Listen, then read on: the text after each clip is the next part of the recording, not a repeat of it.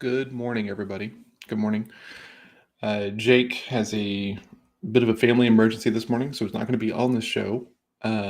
So I'm going to open this up for kind of potentially an Ask Me Anything, right? If you have questions about sales, writing a book, doing a podcast, anything starting a business wise, anything else like that, I'm just going to open it up. If anybody who's watching has a question, feel free to put it in the chat. Because Jake isn't here today. He is with his family. They're going through something. He can talk more about that when he's back. Good morning, Michelle. So make sure my mic is in the right space. So anybody have any questions about creating, starting a business, sales, marketing, hiring, anything like that? If it's not a realm I feel comfortable saying anything about it, I won't. So good morning, Gabe. How are you, sir? Good morning, Mr. Regular, Mr. Tao. How are you this morning? How was everybody's weekend? Anybody do anything cool or exciting? I know Michelle had a family wedding, so congratulations to Michelle. Congratulations to her daughter, who is now married. So, any questions about the book, podcast, creating content, marketing, sales, anything like this? Question: How can $1 million how can I make $1 million selling ramen noodles? That is very interesting. I think the big thing, if you were going to try to do that, is churching up the ramen noodles, right? Different spice packets. That's probably what I would do. What an interesting question. Ramen noodles. I've never thought about trying to sell those for anything more than what they actually are.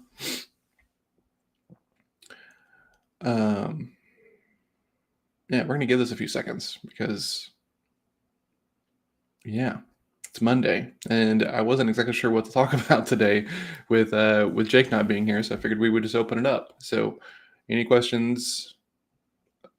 Now that we got the ramen noodle issue figured out, what other questions do people have? How's your group doing, Mike? Still growing that thing?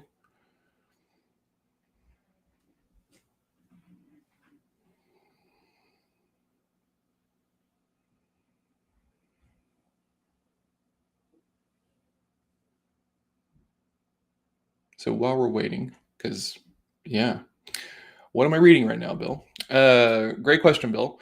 So I just finished actually this book last week, The Coaching Habit. I have multiple bookmarks in this thing. All this stuff here on the whiteboard is around this book. Really, really, really good. It's meant as like a leadership book. Crouched in a coaching book is really kind of the thing they were going for here. My review on this is about to go up on Goodreads. This book probably would have saved me about 4 other books and about 2 years of coaching, I would say, if I had found this first and I'd been in a place to be able to see it and accept it for what it is. So we're actually reaching out to this author because Jake is the person who recommended it to me. We're going to try to get him to come on the show because the book is so, he's talking about very deep topics. And so when you can write about a deep topic and keep it succinct and short and keep it something readable, that to me is very impressive. So very, very, very solid book, The Coaching Habit. Say less, ask more, and change the way you lead forever. Very, very, very good. So I just finished that last week. Had the review over to Melissa. She's doing the edit on that, and we're going to be putting it up on Goodreads. I make notes about the books that I read, but I don't always do a good job of posting it publicly. And since as an author, I do have an expectation and a desire to get reviews from people who enjoy my book, I'm trying to be better about that myself, of posting, my thoughts about books onto platforms because, do as you will, or do unto others kind of situation. So I just finished that. The next sales book I'm going to be reading is a book called Gap Selling. It's by a guy named Keenan. Keenan is like a very big in the world of sales. I've not read his book. I've been kind of unsure if I needed to read it, honestly, because his content, he's a very polarizing guy in his content. So I was unsure if I was going to get much out of it, but I've been told it was good. So that'll be next on the reading list. And then at the very what I love about books like this is when is sometimes at the end they'll go through like their book recommendations, and this guy does a very good job of like his top recommendations. And so I've got about 10 new books honestly on my reading list of to read. So yeah, that'll be good. So I'm finishing that. I'm doing that. I'm reading Musashi right now, which is like I guess my pleasure reading. It's like 1,000 page. Um, it's kind of like a Gone with the Wind version of the Musashi story. So it's very dramatized, but you're learning a bunch of background noise. So that's my slow read. Um, Good question. What are you reading, Michelle? Okay, so are you guys going to repurpose this content, i.e., podcast or micro content? Gabe, that's a really great question. We're probably not doing a great job with that. We're probably leaving some fruit on the tree, just because we do talk about a bunch of various things. If we had a way of repurposing it, it would probably be helpful, because not everyone's going to come watch a 30-minute live stream in the morning, which is fine. Yeah, I don't know. We've not really discussed it. Like I think part of the draw for both of us is like the live nature of it. So we kind of come in and do the show and then put it down and just kind of go about our days for the most part. Um, yeah, I don't know. I'm doing so much on TikTok that's getting repurposed into Reels, and will be YouTube and Facebook and stuff. It's kind of hard to think about creating additional video content at this stage. So probably not for right now. It's a good question. No, should we be? Honestly, I guess that's probably the better question. Real estate books right now. Okay, yeah, that's probably super important. Yeah, cool. Um, what podcasts are y'all listening to right now? Podcasts, books, people who you follow. Tag them in the things, because my LinkedIn feed is getting a little bit stale. But I noticed that everybody on here is on Facebook this morning, so that's also okay.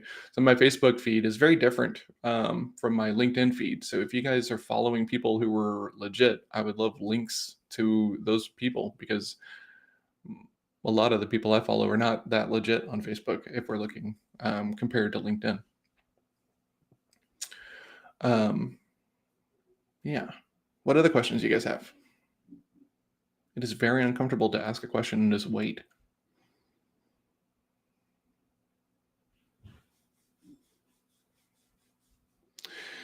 Do we need help with the repurposing of the BiL show? That should have been a question I was anticipating. Maybe, Gabe. I'm down to talk about it. Yeah, let's have a chat. Question from Travis. I think remote work has changed sales forever. Getting in-person apps, appointments, closing deals, mailing samples, touring customer facilities, creating rapport, etc. Thoughts?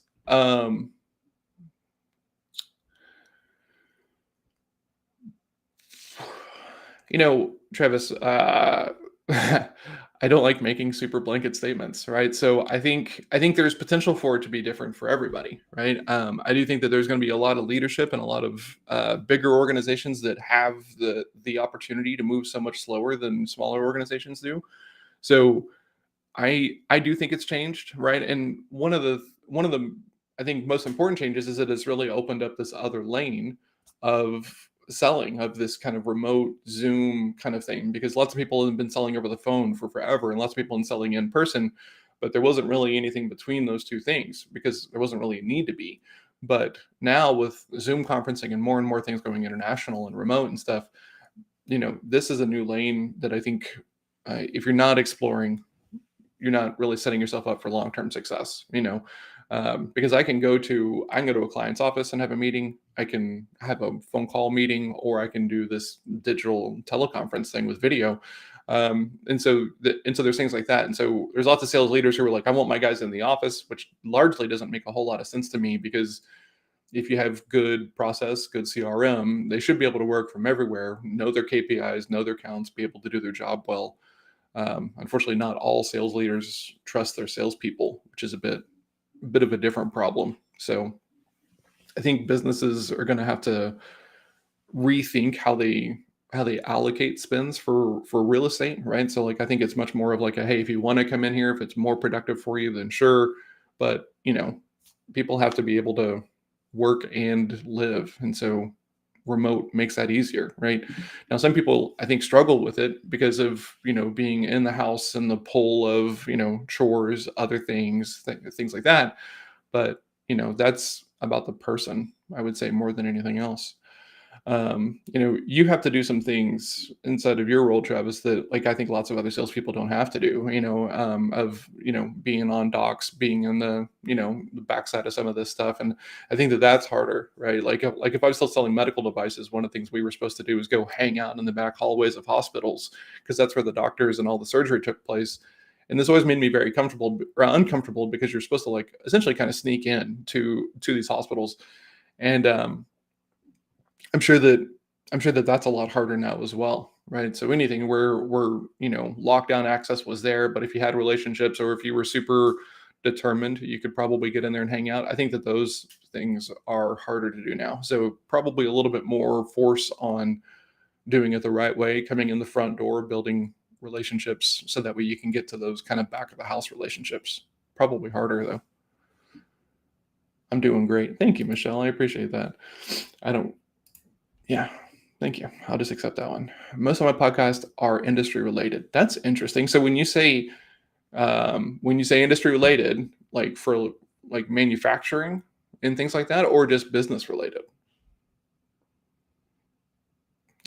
Interesting point. Travis says, I struggle with being face to face in my office and having the office staff know I'm working. Yeah, that um, Travis is my accountability buddy, everybody. So Travis and I meet every other Friday and talk about what's going on at work. And this is something that Travis has had for a while. Of when in Travis's line of work, right? You have to have relationships with your own production people as well. And so you come in and drop off an order, and there's always this like kind of commentary, snarky thing of like, oh, how was the golf course and stuff like this. And it's just like a weird view from the outside to the inside of it. Good morning, Chandra. So yeah, it is a hard thing. There's this idea that like revenue cures all ills, and that's true. But like the downside of that is, the minute you're not hitting those revenue levels as a salesperson, if you're not like a data-driven organization or have it broken down into silos, you can it looks to everyone else like you're doing nothing at all, which is uncomfortable. Yeah. So yeah, that is a weird thing because fundamentally you want your salespeople out there doing the work of selling, forming relationships, and expanding relationships and stuff. That is very hard to do if you're never out in the field, if you're never out meeting with clients, having conversations with them. Selling over the phone is awesome from a productivity standpoint. It is harder to build trust with someone when they cannot see you. So for especially for what Travis sells, showing up and like being that person that you're forming a relationship with is what leads to the greatness on the other side of it. The marketing podcasts are industry related. What I think is really awesome is that even in a market that's like as unsexy as like manufacturing and stuff, there were still like industry podcasts around it. That's very cool to me, right? Because like everyone is like, well, there's not a podcast out there for me, or that they say, well, I can't make my podcast about this because no one will listen to it. Manufacturing is like the unsexiest of like unsexy verticals, when it comes to marketing and stuff. So the fact that there are marketing podcasts around that topic specifically is, in my opinion, very cool. Like it just kind of breaks down one more barrier that you shouldn't be creating content in, even a thing is, kind of like niche down. You should be creating content. Everybody should be. Michelle is driving home to Tennessee today, everybody. That's going to be rad. That's going to be a long drive. I'm glad I do not have to do it. But yeah, it was good to see her and the family. What other questions do you guys have? This is getting good. I'm getting loose. Mike, I know you got some questions for me. Travis has probably got 3 or 4 more questions for me. Yeah, interesting. Gabe, but when it comes to repurposing, it is a hard vertical for marketing. I bet it is, Mike. And I bet that those people have had even more of the, being sold and not ever getting anything for it than like lots of the other verticals when it comes to marketing sales. Um, yeah, Travis, good question. What are your thoughts on this, right? As a person who sells a commodity, right, and has to deal with this stuff, how do you adjust in a remote environment to make sure that people see that you're doing the work? And another potentially harder question is it important that anybody else is seeing the work other than like your boss, right? The person who's kind of directly in charge of whether or not you get to keep doing this thing that you're doing.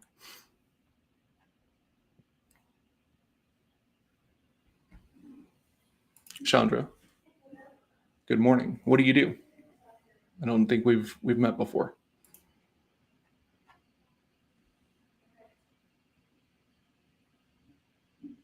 Where's my water?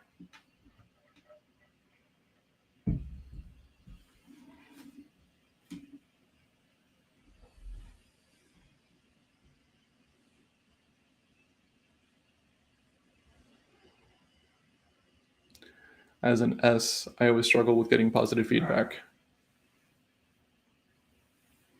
When you say struggle, like you want positive feedback, and so when you don't get it, you struggle with it, or you just want it, but you're not really sure how to go about getting it from people.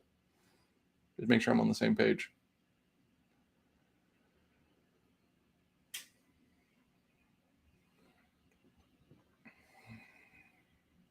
Ooh, we're getting good here. Okay. So being the guy who everyone knows is kicking ass is a struggle sometimes, and they only measure it. Hold on, there's more over here. They only measure it from seeing my face. Yeah, it's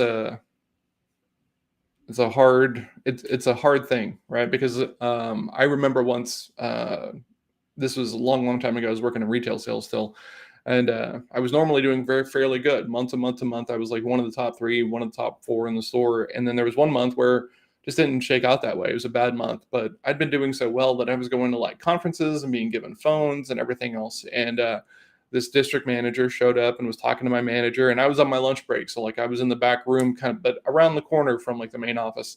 And she comes in and she's kind of going over the numbers with my boss, the manager, and she goes, "What happened to John?" And my manager, Brad, one of the best sales managers I've had, honestly. He goes, well, he just had a bad month, and this regional manager goes, he probably just given up, right? Like the first assumption was that because I had a bad month was that I just had to be kind of like giving up control over the thing, which of course bummed me out and made me a little bit irritated, and being much younger, a little bit angry.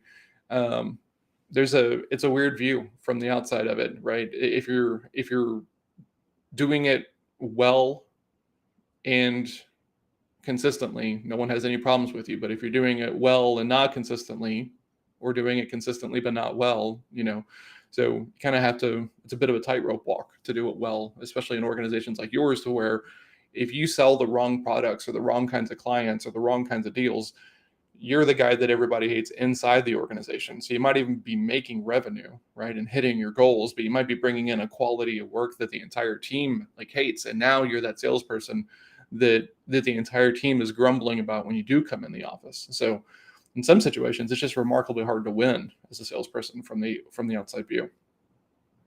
So yeah, I struggle.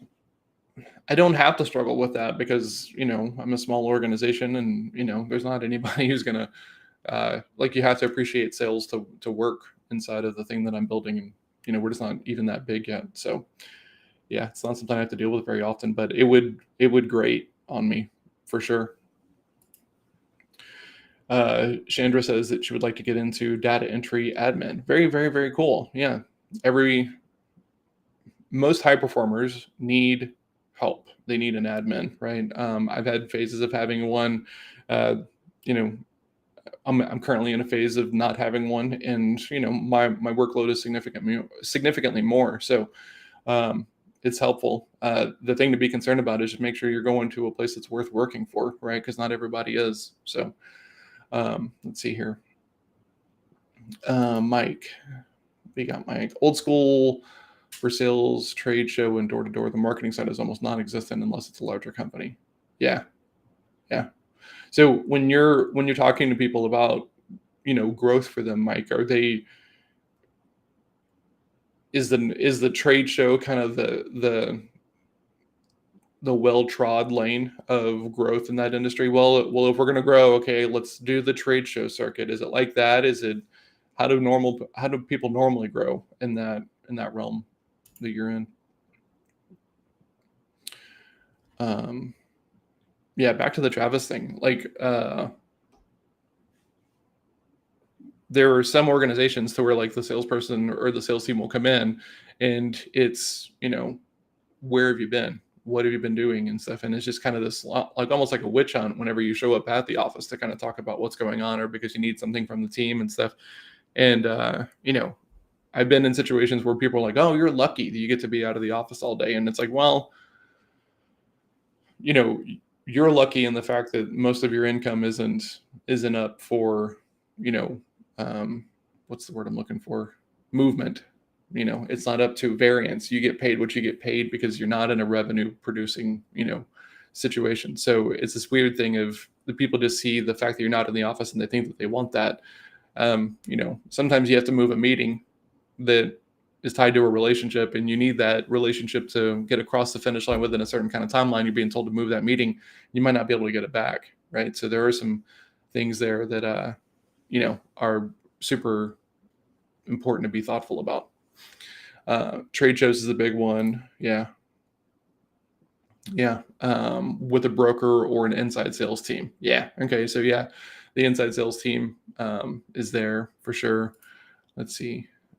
Sales team creates a lot of their marketing talk. Oh, interesting. So the sales team makes their own content. So in your opinion, Mike, is that a good thing or a bad thing? Right? Salespeople can be, well, I guess this really goes for anybody, right? But if you don't really take like a customer driven first approach to like your marketing, to the content that you're creating, to being thoughtful about what kind of stuff you're creating, you might not be creating content that's going to be relevant and resonate with the people that you want to be talking to. Yeah, my favorite is just go get a PO, like salespeople are magic or something. That is let's go make something happen is something Al used to say, and it was always kind of, what does that mean? What does something mean? Within what kind of timeline? It's always, it's bigger than that. It's connected to a lot of other moving parts. It's never as easy as just showing up, especially with an expectation that they owe you something. Like that's kind of the first way to make sure that you don't get good conversations and good meetings inside of an organization, is to assume that they need you. So yeah, that's frustrating always. I'm going to see if Mike has an opinion on the sales team making their own content. That's an interesting thing. I'm curious, right? For the people who are watching, we talked about this a couple of days ago, right? If you were working for an organization, right, a bigger organization, and you were their employee and they were wanting you to create content, right, on LinkedIn, like in the form of a personal brand or something, but they wanted to tell you how to do it. Would you do it? Would you feel comfortable putting yourself out there if the company you're working for was having a lot of control over it? I think that's an interesting conversation. Okay, so let's see what Mike says here. They know what drives their customers' pains, problems, etc., but they don't usually articulate it well in marketing. Well, yes, right? Like that's the fundamental problem, because the people, you see the same thing in a lot of very technical founders, right? They know exactly how to fix the problem. They know exactly how to build the solution. They don't talk about it in a way that makes other people very interested in it. They don't want to even look at it because, yeah, yeah. Interesting. Yeah, being able to articulate it well is the hard part for sure. So, are you working with these people to kind of teach them how to articulate it well? Like is that one of the programs that you sell, Mike? Is teaching these salespeople how to create better marketing? If not, should it be? That's interesting.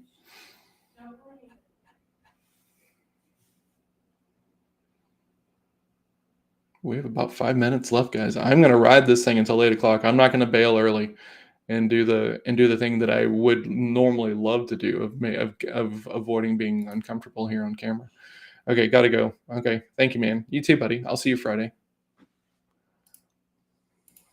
Messaging is the first thing that we work on. Oh, interesting. I saw a very cool conversation online the other day, and it was talking about the differences between positioning and messaging, right? Because from a marketing standpoint, doing these things, trying to do these things out of order is going to be, kind of a nightmare. And I never really thought about kind of the differences and nuance about like the way to do it. But like one of the things that I really liked was your position is your view on the market and what you're doing to be different in the market.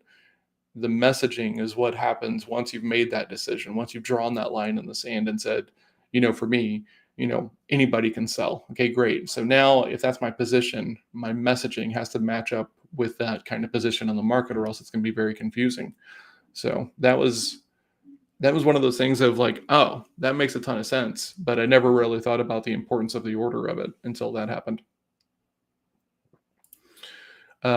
Position is part of our messaging finding the blue ocean. Yeah, that's and especially in something like manufacturing where everyone is treating it like a commodity, right? Just like with what Travis does, right? Travis sells boxes.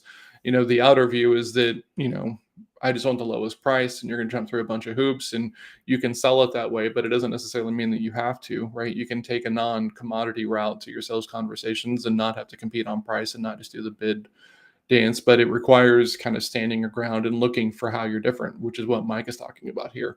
The whole goal or one of the goals of marketing is being able to illustrate how you're different than everybody else, and it makes it difficult to compare, Audis to bicycles. While they're both modes of transportation, they're both very drastically different, and so price points are going to be different. How they're talked about are different. The features and benefits are going to be different. So, yeah, that's good. It's really, really good. Positioning. Ooh, okay. Positioning is part of. Oh, sorry. That was the thing we just said. I thought that was a different message. What does it say here? Let's see. You'll be careful. Maybe we can get together when you get home. Not sure what that means, Sean Leo. Okay. Let's keep talking with Mike here. Everyone shows the same machine videos. So what makes the company unique? Yes, right. And what's interesting is you'll see people kind of do these copycat things on social media, right? So they'll see someone make a great, beautiful video of machinery breaking down something and turning wood into something else, and then everyone else goes and makes the same video because they appreciate the craft. Well, you might be not documenting creating the videos that are important to your audience, right? Because if your audience is different, right, they might not care how it's made, and they just want to see how it's going to look in the finished space, right? So maybe that's a video worth creating. But yeah, you got to be able to stand out and show how it's different, or else you're just going to be endlessly compared on terms that you don't want to be. So good point.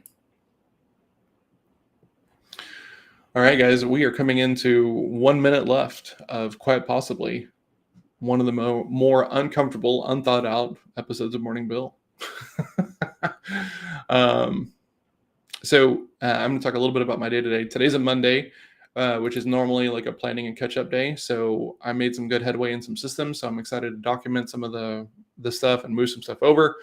And yeah, we have some projects and some meetings this week. I'm going back. Actually, I talked about this last week. I'll talk more about this with Jake. But I was trying to move my prospecting so that way it would only be kind of on one day with like a midweek check-in and then like a Friday kind of touch-up point. It wasn't really working out for me. It was making me a little bit avoidant about it. So I'm going back to 5 a day. So at 5 a day, I'm going to end up doing a little bit every day. And the reason why that's important is because like prospecting for me, because I'm an introvert and because I don't love it, it's just something I need to do every day. And by doing it every day, I remove some of the emotion that can make me not do it, right? The fear of rejection, the concern of whatever else, I will do that later kind of situation. This is, the attitude I call it is called chop wood and carry water. And the fact that these are activities you can have mindsets about, emotions about, fear about, or you can just choose to show up and get them done because they need to be done. So doing it every day makes that easier for me than if I try to like only have it on one day. So Tried it a different way, wasn't really great for me. So we're going back to the way that I know how to do it consistently. So we'll be doing 5 a day. So even though today's a planning day and not a meeting day, I'll still knock out the five, and then we're gonna be back on that the rest of this week. So yeah, want to make sure we talked about that. We'll talk more about that with Jake, because it's important to try different things, and if it doesn't work, if it doesn't help you, if it doesn't make you more consistent, you just have to be aware of that. So yeah, trying to break it down and do more on one day wasn't super helpful. Was making me a little bit uncomfortable, a little bit avoidant, and I just think it would continue to get worse. So we're going back to the way that it was. So yeah. You guys are awesome. Thanks for hanging out this morning. Mike Tao, John Leo, Michelle, thanks for hanging out a little bit. Travis, thanks for the question, sir. I appreciate it. Chandra, I hope you get into the admin data entry side. If you need any help, please message me. I know lots of people who are looking for, admin people. I don't really know that they're going to be great fits for you, but I'm happy to kind of shake some trees and see if anyone is looking. You guys are all awesome. I hope. Oh, Gabe, good morning. Thank you for hanging out with me this morning. Appreciate it. I hope you guys all start off your weeks solidly, and we'll be back tomorrow with Jake, and we'll get caught up. So, cheers, everybody. Have a great day.